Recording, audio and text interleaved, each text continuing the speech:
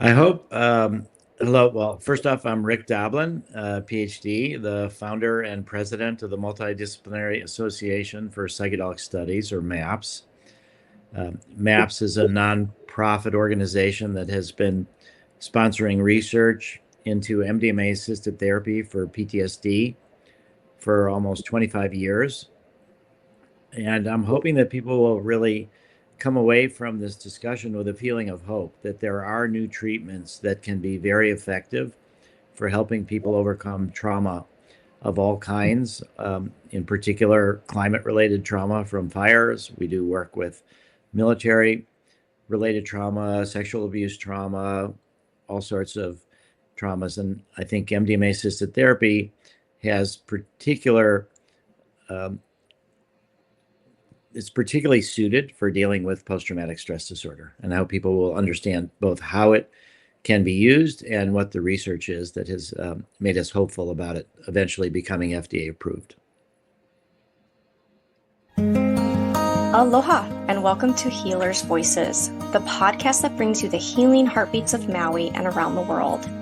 I'm your host, Jessica Brazil, and together we embark on a journey to explore the inspiring stories of individuals who are making a profound impact on both local and global levels. From the powerful healing of Maui, we are here to amplify the voices of healers, visionaries, and change makers. We believe in the transformative power of dialogue to chart a future where all life thrives, living in harmony with the natural world and embodying the spirit of aloha.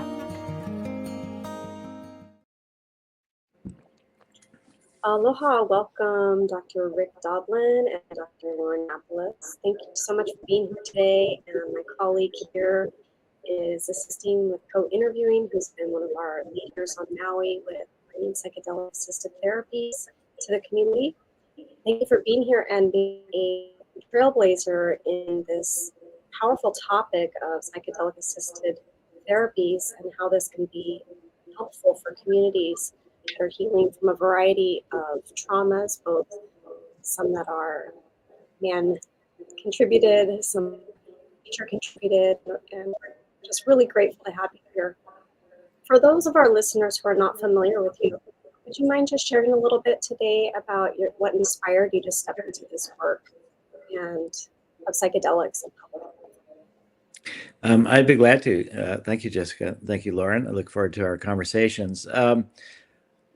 What inspired me was 52 years ago, back when I was 18 years old in 1972, and I read a book by Stanislav Grof, who's a MD PhD, the leading LSD researcher and a founder of transpersonal psychology.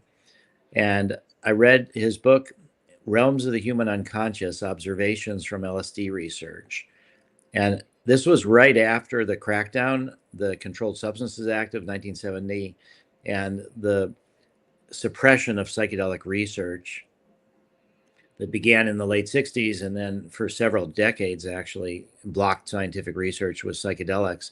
But reading Stan's book was revelatory for me because what he was doing was talking about a scientific perspective on thousands and thousands of people that he had administered LSD to in various clinical conditions. Some of them were facing death from cancer and were anxious about dying. Some of them had trauma. Some of them were alcoholics. Some were heroin addicts. Others were sort of healthy volunteers.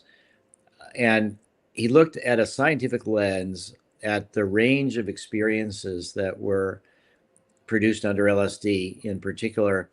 And those included biographical issues, issues related to birth and birth trauma, and then more spiritual, transpersonal issues that all of us deal with in terms of finding meaning, finding purpose. And the whole thing was wrapped in a reality check of therapy. So it was about how do we use these various states of consciousness and how do we understand the mind in order to help people reduce their suffering from a variety of mental conditions. And that's what really inspired me. I had been, I should say, frightened by the cruelty of the world, in particular by the concentration camps and by the Holocaust, by the potential that America and Russia could blow up the world. And in 1972, I was in one of the last years of the lottery for Vietnam. And the hope that psychedelics could help us feel our interconnectedness, and that if that were really something that people felt and knew from the inside, that could be a ground for appreciating people that are different from us, a ground for connecting us to nature. And so I thought both the political and the healing properties of psychedelics offered an awful lot to the world. And since they were so suppressed and demonized, I thought that would be a good thing for me to focus on, to try to bring psychedelics and psychedelic research back. And you've done such a... Go ahead. Oh, it's just so interesting to hear you talking about some of the current events that were occurring in the 70s and comparing that to what's happening now, and just seeing that thread from when you began to now, and just, wondering about how you think in today's world we're going to be able to really utilize this, especially considering what's happening recently in the FDA. I know we were all pretty disappointed about that, and you've been working so hard. What do you see as we move forward? Well, the first thing that I see is that the FDA, even though they rejected the application from the pharma company that I helped start, Lykos Therapeutics, to approve the prescription use of MDMA-assisted therapy for PTSD, that the FDA didn't say no, never. They said, we need more information. And so there was a discussion October 10th that the company had with the FDA, and it was about the path forward. So I think that there's a good chance in about 3 years, after more data is gathered, that FDA will approve MDMA-assisted therapy for PTSD. And I think the things that really motivated me 52 years ago, in some ways, are even more of a problem now. This idea that climate change has really gotten a whole lot worse. It was clear 52 years ago that we needed to transition to renewable energy, and that there were a lot of damages to the environment and to people from fossil fuels. But people have an incredible negative ability sort of to procrastinate or to push things away, to deny.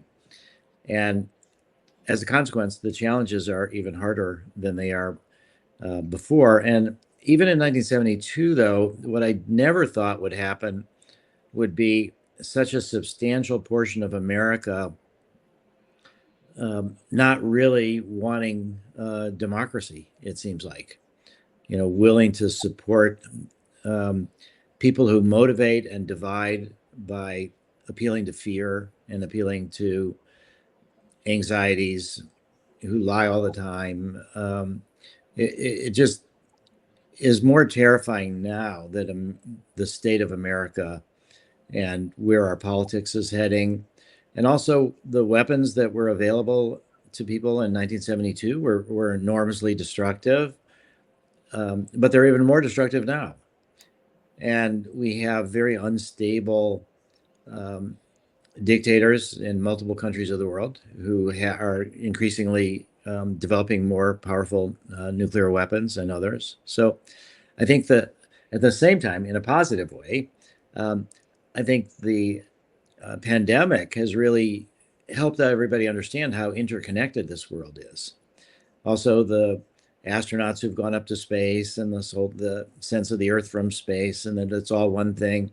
There's just much more of an appreciation for sort of the global scale of problems and the global scale of cooperation that we're going to need to really address these problems. And the hope is that rather than retreating into people's sort of identities as their particular nation or their particular religion or their particular race, and having sort of allegiances to the in-group and then demonizing the out-group or being fearful of the out-group, that at the same time that things seem worse off, it also seems like there's a new global consciousness that could be developed. And that's what gives me a lot of hope. Thank you for summarizing and sharing that perspective. It is inspiring to have strong visions for what the possibilities are when sometimes we're presented with so many challenges. And Yeah. one of the areas that I've been really inspired by with this work is the accelerated healing process that we see so many people have access to when it comes to the use of psychedelic-assisted therapies, MDMA-assisted therapy for PTSD.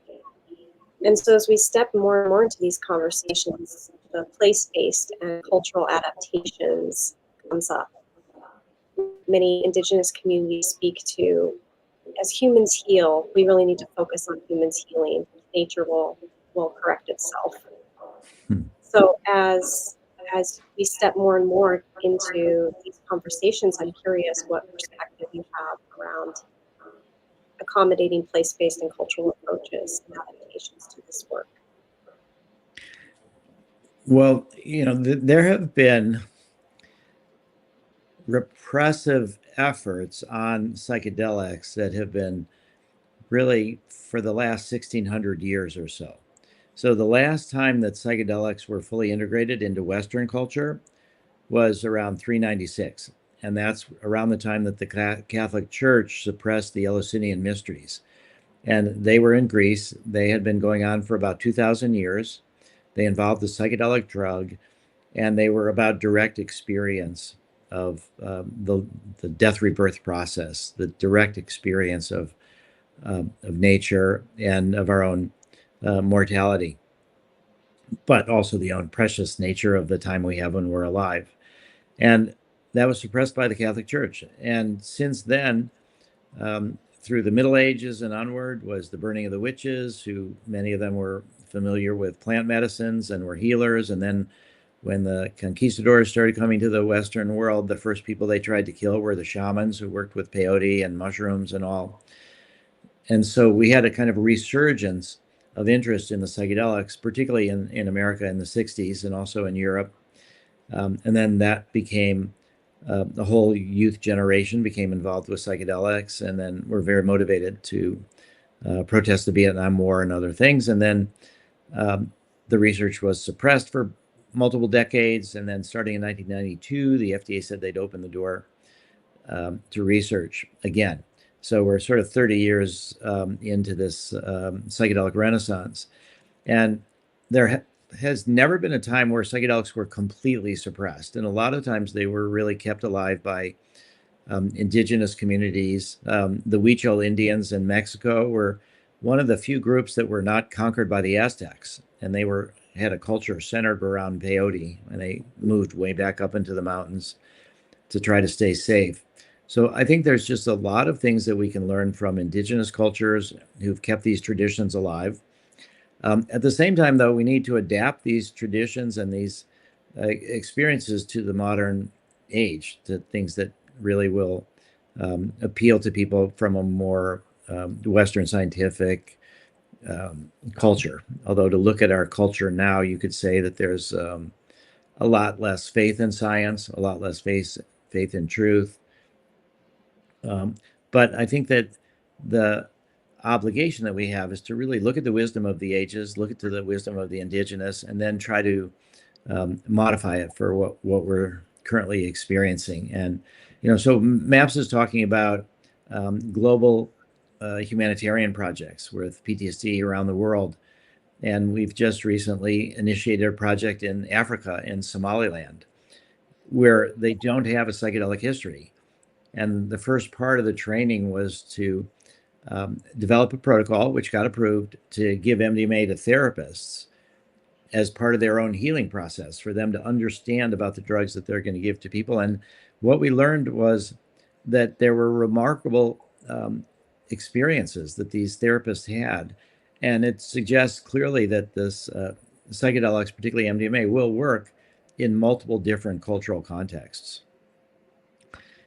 And there's an interesting study that was done with ayahuasca in Brazil. So ayahuasca, we know, is a psychedelic tea, mixtures of roots, vines, and leaves, and that it has powerful psychedelic properties, and it's been wrapped into a religious context. There's multiple religious contexts for ayahuasca in Brazil and Peru and elsewhere. And these are like a combination of spirituality and medicine, sort of really focusing on a lot of the mind-body questions and illnesses. And yet there was a researcher in Sao Paulo that took ayahuasca and administered it to people who were depressed in a hospital without a ritual context, and reported that these people really got a lot of benefit from it. So I think that's really an interesting point, that these are tools. These psychedelics are tools. They're not inherently good or bad, but it's the relationship you have with them that is the key factor. And it's the relationship that people have with the therapists or the shaman, this sense of trust or a similar, support, that really determines whether these experiences can be beneficial. And there's all different cultural contexts throughout humanity. People have used different kind of psychedelics. There's a combination in the Middle East of acacia, which has DMT, and Syrian rue, which is an MAO inhibitor that's like a ayahuasca combination, but it's in Israel and Palestine and Egypt and that whole area. So we tend to think of ayahuascas from the Brazil and the Peruvian Amazon jungle areas, and something similar is growing somewhere else. Albert Hoffman, who developed LSD, first synthesized it in 1938, and Sandoz Pharmaceuticals, where he worked, they gave it to a bunch of animals. They didn't find anything interesting. He re-synthesized it in 43 and somehow or other got some ingested. He's not sure exactly how, and had the first LSD trip. And it took him quite a long time to realize that morning glory seeds have very similar compounds to LSD.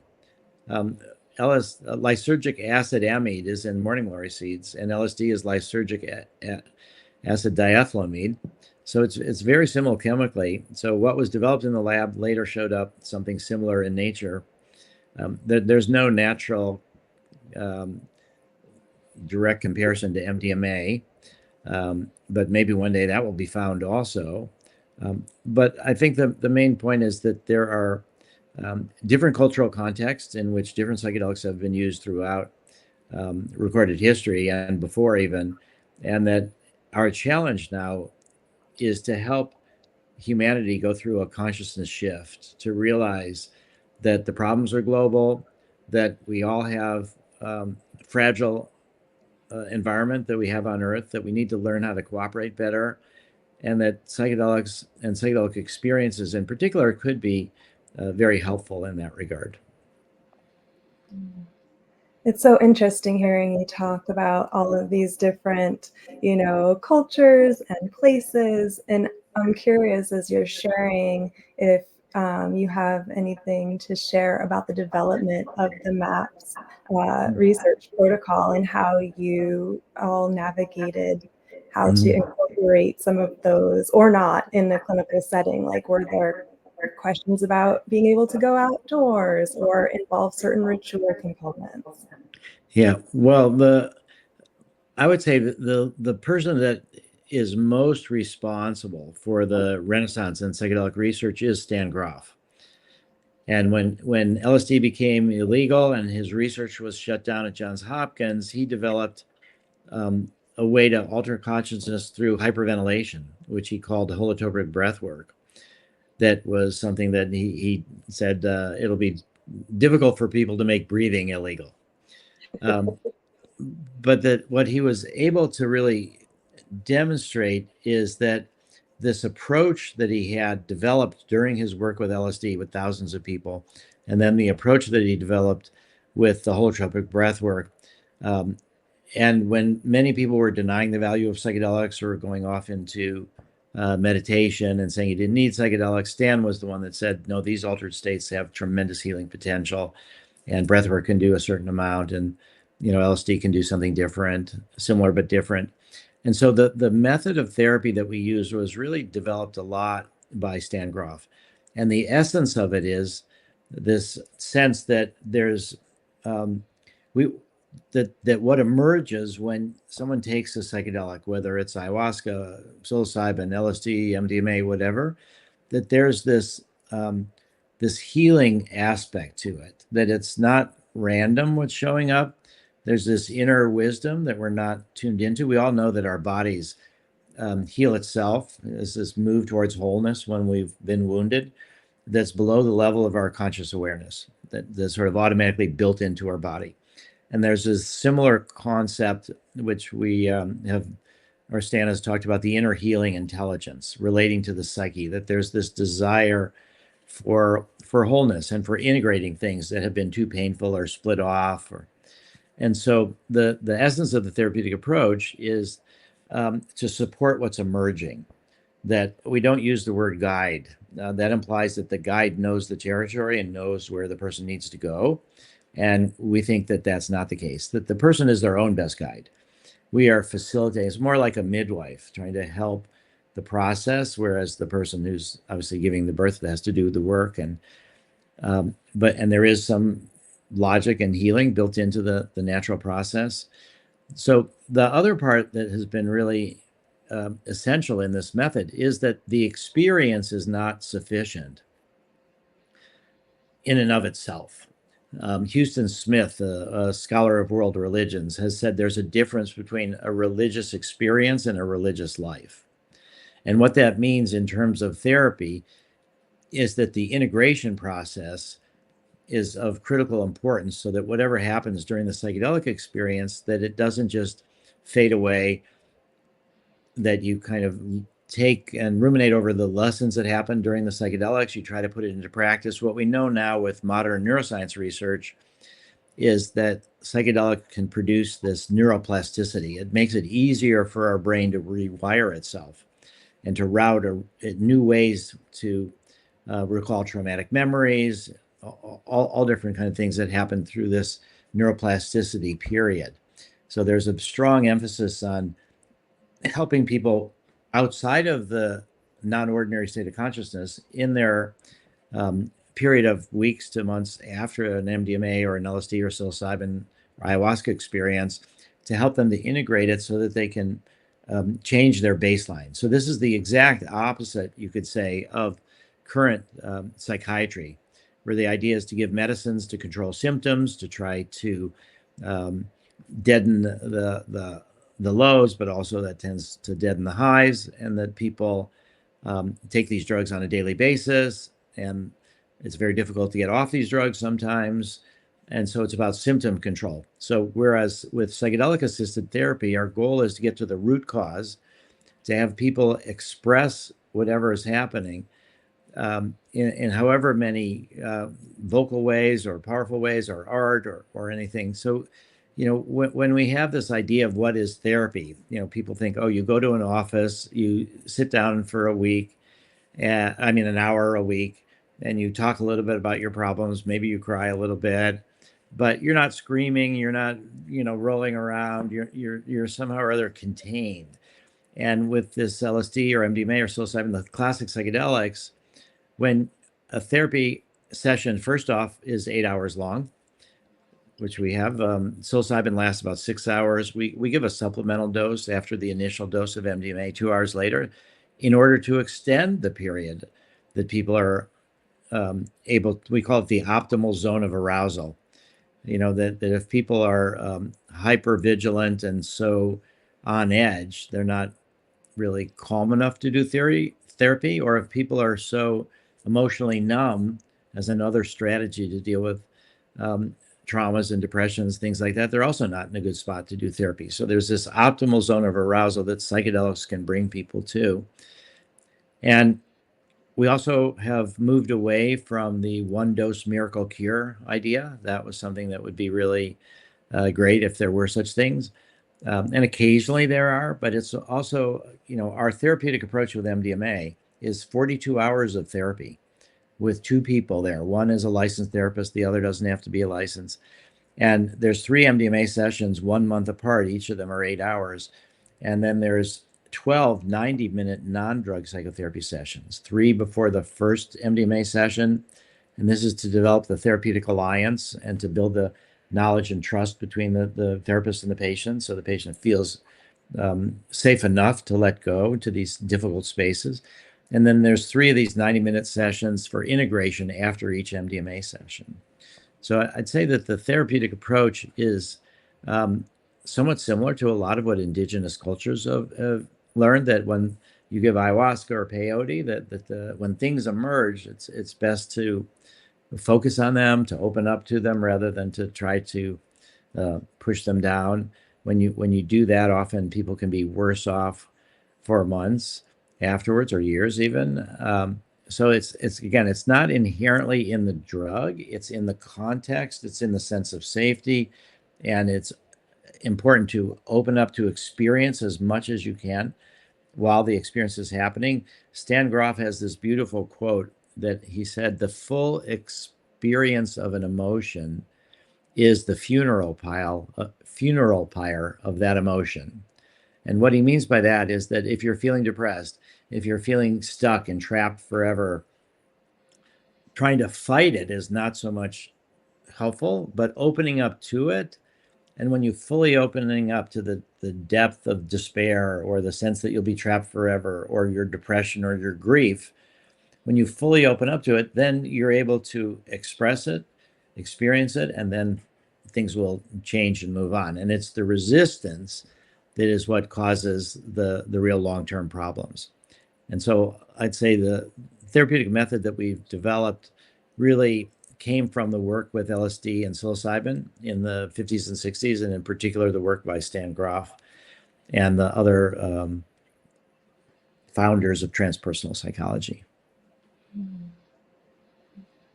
Was there any, as y'all are creating this, any pushback around some of the like clinical needs that had to be addressed versus maybe people wanting to be more in nature, for example?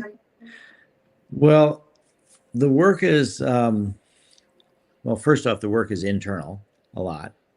It is reassuring if you can, be out in nature and do this work. But when we're working with severe or moderate to severe PTSD, people are often crying or screaming, or they need to really feel safe. And it's very difficult to find environments outdoors where you can feel so private and isolated. There are many like that.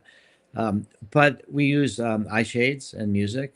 So for an MDMA session of 8 hours, roughly half the time people's eyes are closed, they're listening to music, they're having this internal, metaphorical, poetic kind of experience, reviewing their life. And the other half of the time, more or less, they're speaking to the therapist. Now, because we're doing these things in research, because these drugs have all been criminalized, you have to be taking blood pressure, you have to be taking temperature, you need a fair amount of medical intervention. Now, you can do temperature and blood pressure out in nature. That's not, but there's also limitations from what are called institutional review boards. You need to be a certain distance or in terms of time from an emergency room. And so I think that the outdoor experiences for people sometimes can be incredibly profound. And yet, for the work with regulatory agencies to try to move these substances through the FDA and other regulatory systems in order to make them available as a prescription medicine, we're pretty much limited to doing work indoors with medical equipment nearby an emergency room. But I'll just share that my most important MDMA experience of my life, my most important mystical experience of my life, was done where I took MDMA by myself outdoors on the edge of the Pacific Ocean at night, and just spent the whole night having just a remarkable, astounding kind of an experience. So personally, I have found tripping in nature to be wonderfully stimulating and nourishing. But as far as the research goes, it'll be a while before we can do that. Yeah. And I can see also where it would be helpful as people are reestablishing their connection back to nature to potentially have different opportunities as this work gets put into motion and application for the corrective experiences following a natural disaster, for example, like we experienced with the Maui fires of, Yeah. to the elements again as part of their healing journey. Yeah, well, one of the main approaches to PTSD treatment is called prolonged exposure. And it's where you kind of repeat or go over and over on the trauma. That happens naturally under MDMA. We don't need to restrict them to only doing this work with remembering the trauma and repeating it over and over. But in their mind, people will revisit the traumas. And I can imagine also that for some of the people that were traumatized by the fires, to go back to the area where the fires were can also be part of the healing. It can also be very re-traumatizing to people just to see and remind themselves of everything that happened. But so in that sense, there can be a part of the healing process can be going back to nature to where these natural disasters took place, but feeling safe rather than threatened, and being able to identify that what happened at a particular time, but it's not happening now, and it's not about to happen any second. So I do think that there's, a lot of different approaches to healing, particularly for natural disasters, and that, nature is increasingly violent. And I think it's because of human-caused climate change, and we are suffering a lot of the consequences of it. I think we're reaching a stage where the problems are so great that it's very difficult to ignore them. So there's very few people denying that climate change is happening. There still are a bunch, and but it's very difficult, to deny that it's happening. Or a lot of the denial is, it has nothing to do with people. It's just a natural cycle. But I think the stresses that people are facing, the hurricanes that just went through Florida and North Carolina, our lead therapist couple, Michael and Annie Mithover, live in Asheville, and Asheville has been really flooded out. And this was a while ago, and they still, don't have services restored. It's going to be difficult for people, I think, to overcome a lot of these natural disasters because there's an inclination to rebuild. And maybe some of these areas are not so safe to rebuild in anymore. I mean, that's a whole other aspect of it too. So there's going to be a lot of healing work that needs to be done. And I do think, Jessica, some of it will be helping people be in nature, and others of it will be sort of indoors in clinical settings. You're mentioning this potential for necessary collaboration on how to move forward after disasters. And a lot of the topics that we've discussed today have to do with kind of global and systemic issues. And I know that as of now, we have a lot of data, or a substantial amount of data, on individual MDMA-assisted therapy. But what about healing in the group setting? Do you see a potential for that? Thank you, Lauren. That's terrific. Because one of the big issues is that there's 13 million people with PTSD in America, hundreds and hundreds and hundreds of millions of people around the world. There's nowhere near enough therapists or psychiatrists to help them, and so group therapy is really going to be one of the most important ways to explore in order to help bring the treatments to scale for all the people that need it. So the way that the FDA works, the way that other regulatory agencies work in Europe, is that you need to start working with individuals. However, we have now reached the point where there's been enough work in individuals that there's some very exciting work in groups. So MAPS has been coordinating the researchers around the world who are doing MDMA group therapy. And there's Portland, Oregon, the Veterans Administration. They've got a group therapy project going there. And that's 4 therapists for 6 PTSD patients. And they each get 2 MDMA sessions. The first is an individual session to help them understand what MDMA does, to help them understand how to process their emotions in a more effective way. And then the second is an experience in the group. There's been 2 cohorts of 6 people through that, and they've all indicated that they all would prefer a second group therapy session. So it would be 3 MDMA sessions. In Israel, there's been several hundred people, around 240 people or so, will go through a group therapy and versus individual therapy project. So this will be the first study to directly compare individual versus group therapy. And this will be 2 therapists, 2 assistants, and 6 people with PTSD. And each of them will get 2 group therapy sessions. They're not going to start with the individual session. There's been a smaller study in Israel where it has been, again, 2 MDMA sessions, but the first is individual and the second is in group. And in England, there's going to be a study that's going to be 2 therapists for 3 veterans with PTSD. So we're starting to do that. And then of particular relevance to Hawaii is Australia, where there are going to be a group therapy for climate-related disasters, which they had floods, not fires, but floods. And so that process, that protocol is still in the development process, but they're going to be looking there. Now, also, if we look at indigenous cultures, they tend to use ayahuasca in groups or peyote in groups. So I think for us, the question is going to be, how do you kind of balance what's the size of the group, what's the number of therapists and assistants? And I think where group therapy will really shine over individual therapy is in the integration process, where the groups can form and support each other and you can learn from each other's experiences. I do think that the individual therapy during the actual psychedelic experience, when if it's done on an individual basis, I think it will go deeper than if it's done on a group basis, because you're not trying to relate to anybody else. You're looking inward. There's no listening necessarily. You have more time to explain what's going on, more time for dialogue with therapists. But I think where the group therapy will really shine, as I said, is in this gathering the group together to share and talk about and support each other.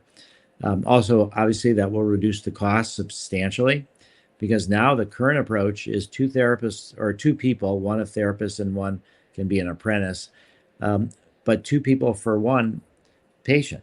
And there's been several now studies. One was at a group called Sunstone in Rockville, Maryland, and that's a cancer patient with their partner, and both of them get MDMA. So it's in a way a little bit about couples therapy, but it's mostly about having the partner understand and help what's going on with the actual cancer patient. There's been other studies with PTSD called cognitive behavioral conjoint therapy. And this is where, again, it was developed by Candace Monson at the Boston VA when she was in charge of women's health there. But again, it's the vet with PTSD and their partner, and both get MDMA. And we've done 6 dyads, and there's larger studies going on right now. And those results, when you added MDMA, were better than anything they ever did in terms of both reduction of PTSD and strength of the relationship.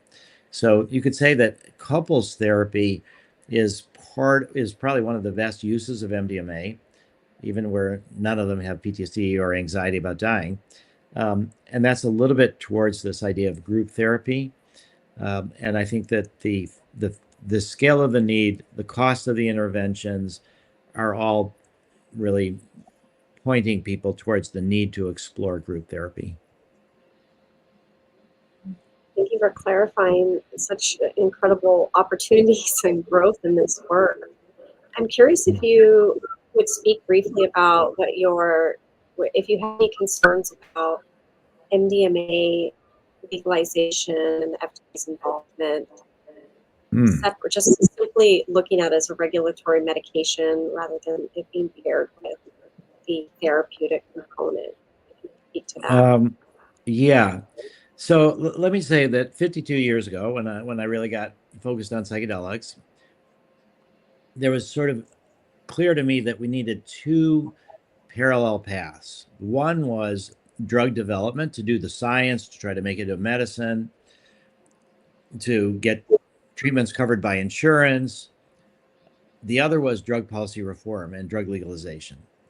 So it's a little bit of, people sometimes say, isn't it a contradictory message? You're trying to say that on the one hand, people should have access to MDMA-assisted therapy or psilocybin-assisted therapy or whatever by trained guides under direct supervision with medical screening beforehand and integration afterwards, and then the whole thing covered by insurance. And on the other hand, you're saying people should be able to grow mushrooms on their own or to buy LSD at a drugstore and do without any supervision, without any screening. And so it is the case that both of those are true at the same time. I think the drug war itself is so utterly counterproductive and so fundamentally violating our human rights to explore our consciousness that it should be reversed immediately. Now, in a post-prohibition world, what you would ideally want would be what I've called, first off, licensed legalization, a way where if you can access a drug, but then if you misbehave while you're under the influence of the drug, and you have this little license to do it, the next time you go to buy it, you can't buy it because and the best example for that is drunk drivers. That if you're pulled over by the police for driving drunk, you could lose your driver's license, but you can still go into a bar or liquor store and buy alcohol, get back into your car without a license and kill people. And that happens all the time. So this idea of licensed legalization, I think, makes sense. And I think also we will have eventually thousands and thousands of psychedelic clinics. And, just the way that if you want to get a driver's license, you have to go in a car and have an inspector there drive with you to show you, that you know what you're doing. I think it could potentially be that you go to one of these psychedelic treatment centers and you take whatever drug you want under supervision, paid for by taxes of all the people that are buying the drugs. And then once you know what you're getting into, then you get a license and you can do it. So I think that the decriminalization is a step in the right direction.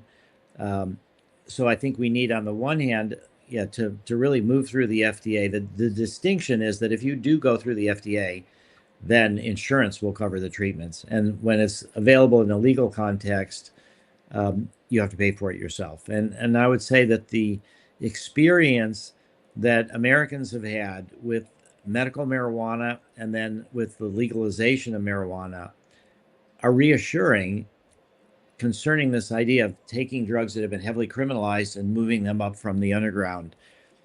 You end up making more tax money, you get pure drugs, you don't have all the violent fighting of cartels and stuff for turf, and you support people's human rights. One of the biggest areas of growth in terms of who uses marijuana is the elderly now for pain.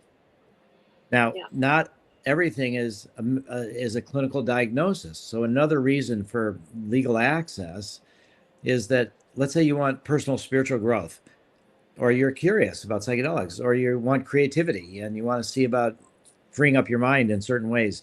Those are not necessarily treating illnesses. So the medical route has the inherent limitation of being limited to clinical diagnoses.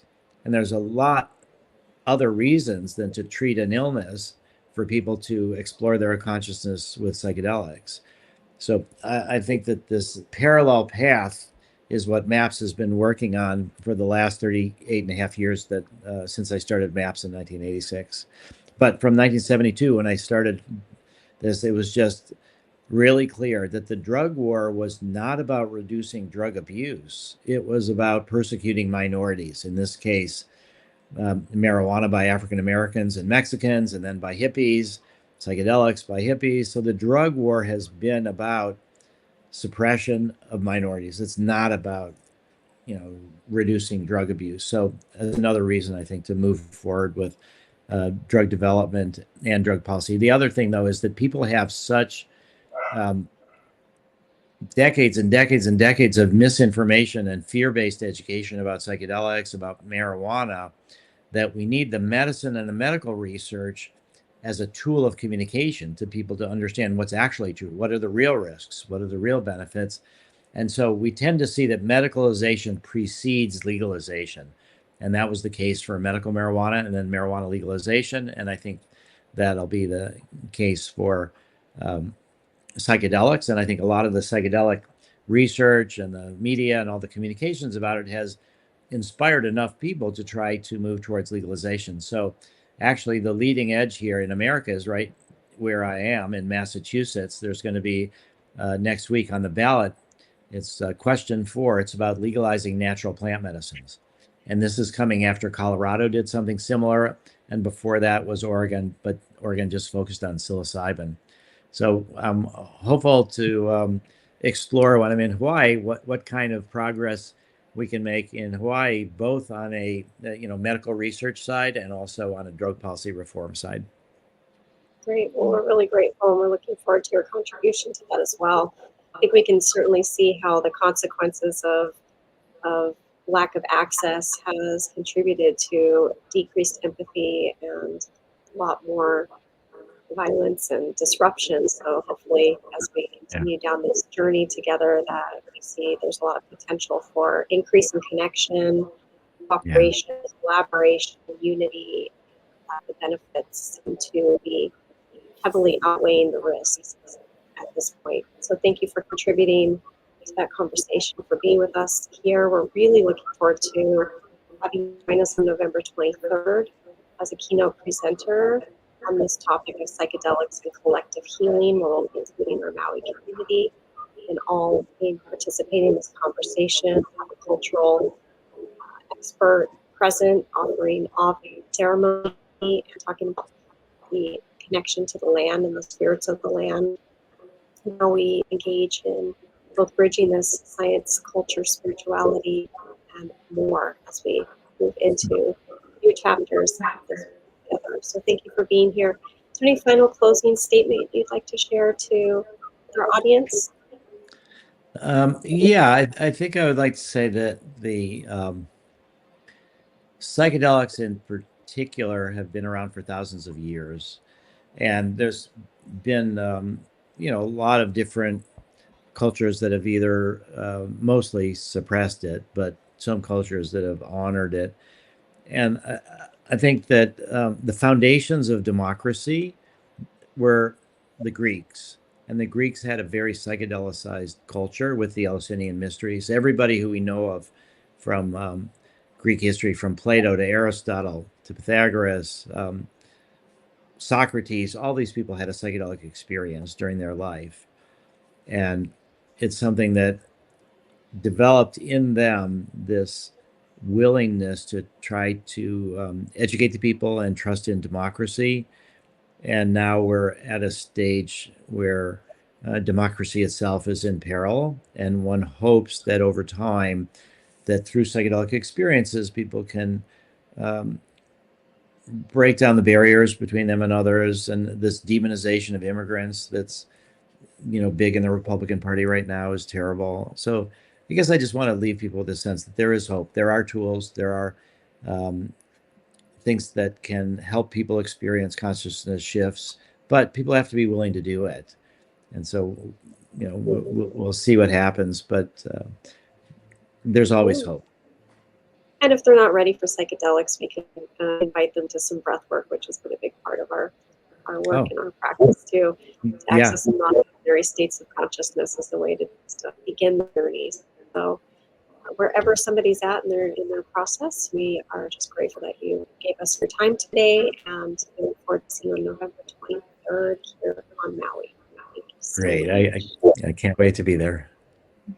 Looking forward to seeing you soon.